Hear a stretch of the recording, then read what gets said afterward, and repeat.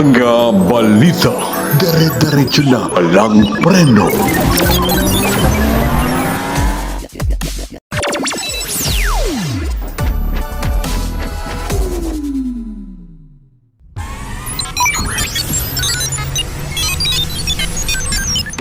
News Papo.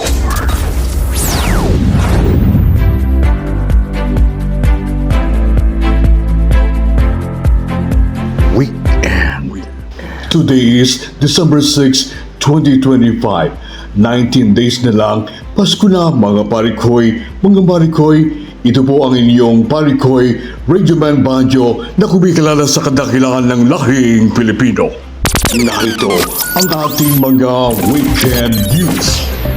Mga rally noong November 30, Bonifacio Day, laban sa korupsyon. Mga apela para kay PRRD, rejected. PBBM report sa korupsyon. Malaking sunog sa Hong Kong. Pamaskong bigas para sa mga manggagawa ng Clark, Pampanga. 60-day suspension ni Congressman Kiko Barzaga dahil sa Meow Philippines at Japan Maritime Cooperation. Congressman Sandro Marcos idinadawit ni Zaldico. At para sa ating mga detalye, mga balita, dire-diretso na walang preno. Sa sobrang galit ng taong bayan sa lumalalang issue ng korupsyon sa Pilipinas, sa araw ng Bonifacio Day celebration November 30 ay muling dumagsa at nagrally ang mga mamamayan sa EDSA People Power Monument sa Luneta at malapit sa Mendiola Bridge patungong Malacanang. Sa sitwasyon ng mga ralista sa dakong umaga sa Luneta Park, hindi pinayagang magtayo ng stage ang mga ralista nang dahil sa kawalan ng permit ng organizer. Sa EDSA People Power Monument naman, nagdaos na maayos ang programa. Ang nagsalita ang mga iba't ibang personalidad, ganun din ang mga artista na ipahayag ng bawat grupo ang damdamin nila laban sa mga korap na mga opisyal ng gobyerno. Mga balita, dire-diretso na walang preno. Weekend.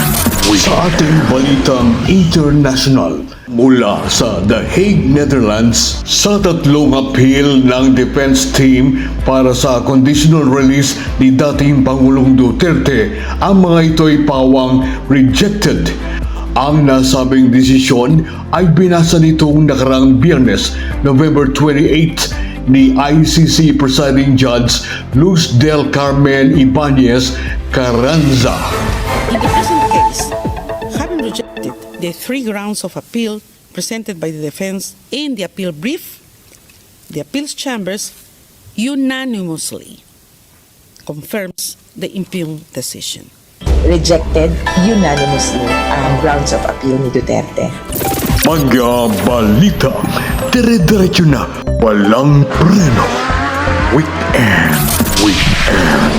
Sa ating balitang nasyonal, nag-report si PBBM sa estado ngayon ng mga akusado sa kaso ng Flood Control Project Anomalies. Ayon sa Pangulo, 7 sa mga akusado ang nahuli na at 2 pa ang nagsabi na susuko mula sa 16 na nailabas na warrant of arrest ng korte. Nanawagan si PBBM na sumuko na ang mga ito at nang marinig ang kanilang panig. Ganon din, nagbigay ng babala ang Pangulo sa mga tumutulong o nagkukubli sa mga fugitive ng batas. Ang Pangulong Hindi po ako BBM. magre-report sa inyo tungkol sa mga iba't ibang development doon sa mga flood control project na kaso at para malaman po ng ating minamahal na taong bayan kung ano na ang naging progreso. Sa 3 warat at 16 na pangalan, 7 na ang hawak ng ating otoridad. 2 susuko na. 7 ang mananatiling at large at kasama na dyan si Saldico. Sa lahat ng natitirang akusado, ang aking payo sa inyo ay sumuko na kayo. Huwag nyo nang antayin na habul-habulin pa kayo. Mas maganda para sa sitwasyon ninyo na sumuko na kayo para maganda ang inyong pagsagot sa mga aligasyon na dinala kontra sa inyo. Sa mga nagtatangkang tumulong sa pagtatago, tandaan ninyo na kahit papaano mananagot din kayo kung kayo ay nagtatago ng isang fugitive from justice. Tuloy-tuloy po ito. Hindi kami titigil, hindi kami hihinto. Mga balita, dire-diretso na, walang preno. Weekend.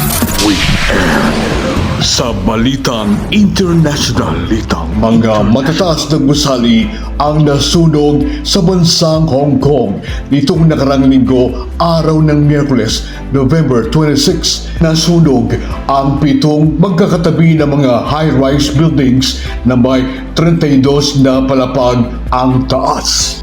Sa investigasyon, lumalabas na malaki ang pagkukulang sa safety standards. May ginagawang renovation sa mga gusali. Nagtayo ng mga scaffoldings na ang ginamit na materyales ay mga kawayan at ang netting na inilagay ay pawang mga substandard at mabilis na sunog. Isa ito sa mga dahilan ng mabilis na pagkalat ng apoy. Ganun din ang hindi pag-andar ng mga fire hydrants at warning alarm devices ng mga high-rise buildings. Naharap sa kaso ng manslaughter charges ang mga contractors ng mga nasabing gusali. Sa loob ng nagdaang 50 years sa kasaysayan ng Hong Kong, tinawag nilang Towering Inferno.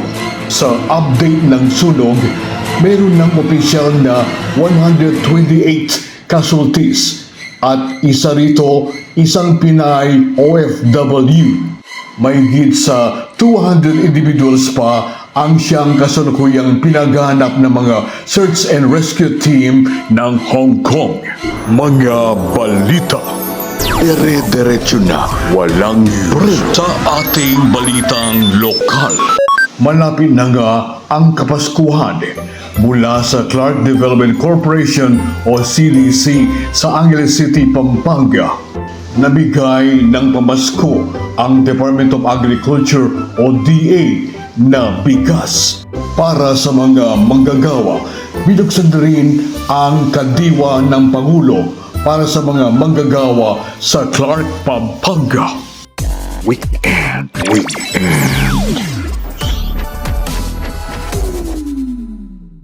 Sa pagpapatuloy ng ating mga balita, pinatawan ng 60-day suspension ng Kamara ng Ethics Committee si Congressman Kiko Barsaga ng 4th District ng Cavite. Ito ay sa dahilan ng kanyang pagmimiyaw at pagpopost ng mga letrato at videos sa social media.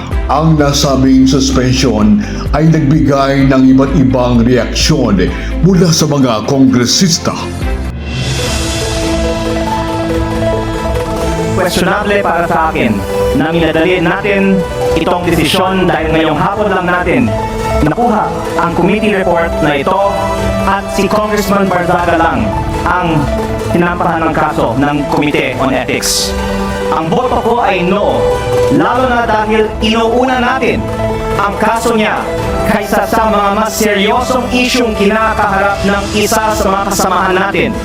Isang kapwa kong Batanggenyo na nandito ngayon na bumoto sa kaso ni Congressman Barzaga.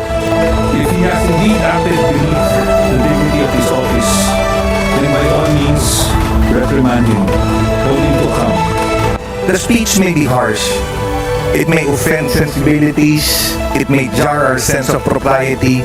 But as long as it remains within the realm of expression guarded by the Constitution, this chamber cannot treat protected speech as punishable misconduct.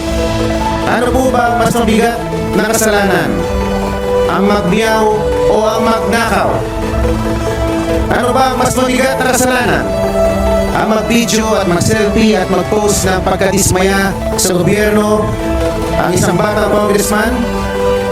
O ang ginawang sistematikong pagnanakaw sa gobyerno o at pagsimot sa bilyon-bilyong piso sa kaban ng bayan sa pamamagitan ng mga ghost projects. Hindi po sa pamamagitan ng aksyong ginawa natin kay Representative Barzaga mababawi ang kredibilidad ng ating institusyon. What we need is to bring the public's trust back in this House, and this representation firmly believe that this move will not help us to move in that direction. Nga balita, dire-diretso na walang preno.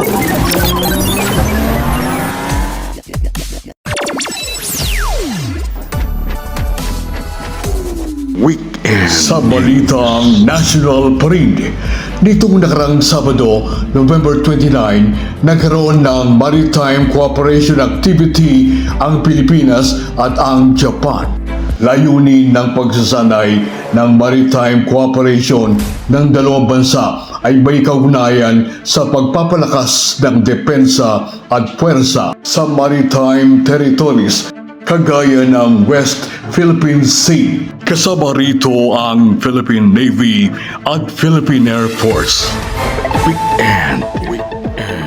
Sa lumalabas na mga videos ni dating Congressman Saldico sa social media, kabi-kabilang akusasyon ang kanyang ibinabato. Unang, kay dating Speaker Martin Romualdez at PBBM.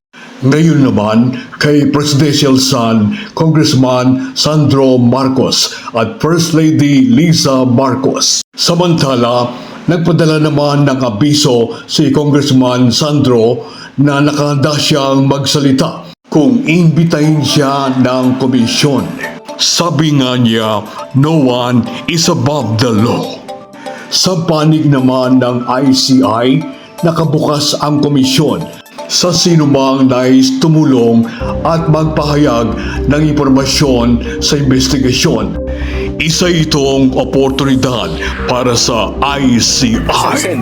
Ang komisyon naman ay bukas sa any information, especially here na merong pupunta, regardless of whom that person is, will voluntarily appear and testify under oath, ay malaking bagay sa amin. So, we take that as an opportunity for us to gather more information. Panoorin tuwing Sabado. News Pump.